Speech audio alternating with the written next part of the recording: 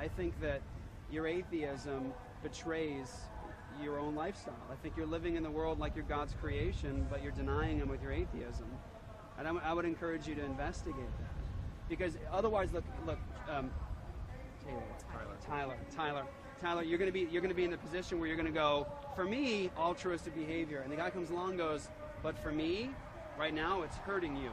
And then you say, but you can't hurt me. He says, why not? Because for me, it's altruistic behavior. He says, but for me, it's hurting you behavior.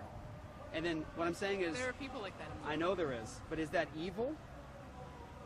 Again, relative to me, that is evil. But to if him, that's fine. If he hurts you...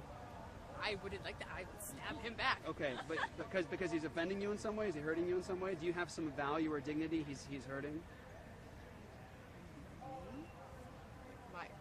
With your atheism, the nerves that flow through my body. Yeah, I know it may be painful. Pain. I mean, it may be painful, but I don't have a dignity that he's hurting. Right. So you have no value.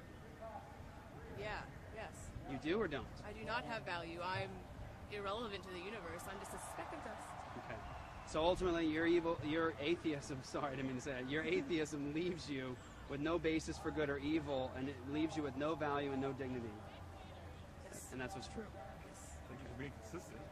I think you're trying to be consistent, but here's what I want to say to you. I don't think that you'll live that way. I think you both will live in the world betraying what you just said, because I think that you know him. But you're trying very hard to suppress that, because you're going to walk away in a minute, and guess what you're going to do? You're going to eat food today. You're going to love your friend. She's going to love you back. You're going to drink water. You're going to take care of friends. You're going to pay your bills.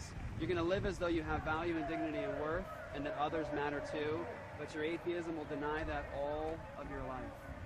So I would just encourage you, ultimately my call is just turn to Christ and trust in him, because when you do, not only is there forgiveness and salvation, but there's a basis for science and logic and morality and all the things you live according to.